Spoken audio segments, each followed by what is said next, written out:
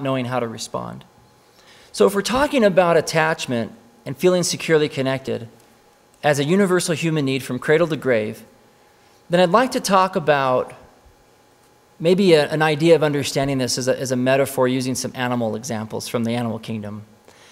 Let's say that attachment is like relationship oxygen, okay? We're going to think about being securely connected to somebody as relationship oxygen.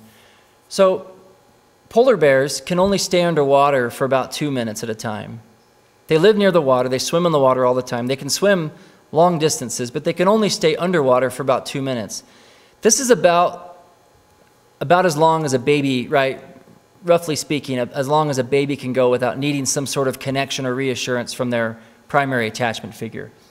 Babies don't necessarily last very long out of the presence of a secure caregiver. And then as they get older, they turn into seals. Seals can last from 30 minutes to about an hour underwater without taking a breath, which is pretty incredible. But they can stay underwater longer periods of time. And as we get older, we start to develop the capacity to hang on a little bit longer to our relationship oxygen. We can just maybe be a little further apart. We understand that our partner or that our parents and our secure attachment figures are going to come back eventually, that we're in this secure bond. We don't have to see them all the time. We don't have to be near them. We don't have to have evidence that they want us or need us. All of a sudden, we can spend a little more time further apart from them. And as we become adults, we become like whales. And some whales are known to hold their breaths up to 2 hours, or hold their breath up to 2 hours underwater. And so as we become adults, we're able to spend a little more time away from each other, right? We can go days and weeks sometimes. Couples usually check in on a regular basis and reaffirm their commitment, kiss, physical touch, affirmations of love, things like that. But we can go longer between them. We don't need every 2 minutes, so to speak, to be reassured. And so as you think about attachment, as we get older, it's really this transition from complete dependency to kind of a co-independence, if you will. It's like we're independent, but we're still connected. And that connection is critical. Now, something happens a lot of the times when the discovery of a pornography addiction shows up in a relationship. All of a sudden, something changes where a partner who thought she could see and know and understand where her husband was, emotionally, spiritually, sexually, that she understood and she thought that they were both on the same page with that. When she discovers this, all of a sudden something changes. And it's like the relationship oxygen is just sucked out all the way. It's more than just a punch in the gut. It changes the way that she thinks and organizes that relationship.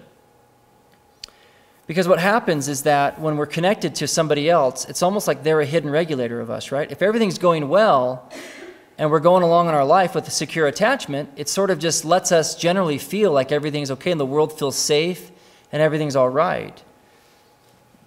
And so it's a hidden regulator. It regulates our bodies, it regulates our emotions, and we can't escape that. It's just how we're wired as human beings. Being dependent isn't the problem, right? It's how we connect and how we do that dependency that matters. So what happens is that a perfectly healthy woman who has the relationship oxygen capacity of a whale, per se, upon discovering pornography, turns back into a polar bear.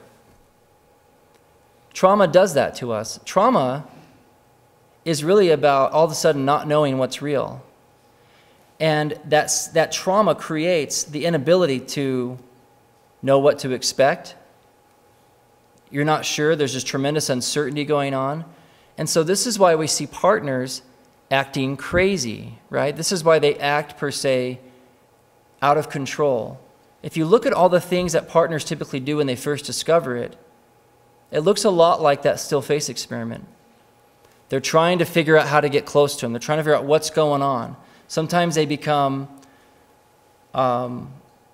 insistent on checking, on asking tons of questions, on maybe pulling away and just shutting down.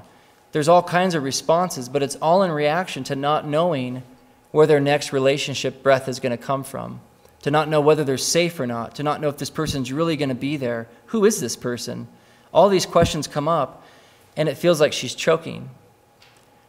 And so a lot of times, guys in recovery will say to me, you know, my wife just needs constant reassurance, or she wants me to be around a lot more, or she just doesn't trust me. And there's a reason for that. It's not because she enjoys that, it's because she's trying to breathe. And while she can certainly just work on disconnecting and never having to think about him again and going off and just finding her own peace and never having to worry about him, that's very difficult to do because, again, we're wired to be connected. And so I'm going to talk tonight a little bit about how husbands or men who are in an addiction can start to help her as she not only tries to seek her own peace by connecting with God, reaching out to other people, which is, by the way, a form of co-regulating like we talked about. So a lot of women will reach out to other women. They'll reach out to God. They're reaching out somewhere to do this co-regulation, to these other secure bases that they can at least trust for now. And that's very healthy, and we want them to do that. But he also is a powerful source of comfort if it is done in the right way.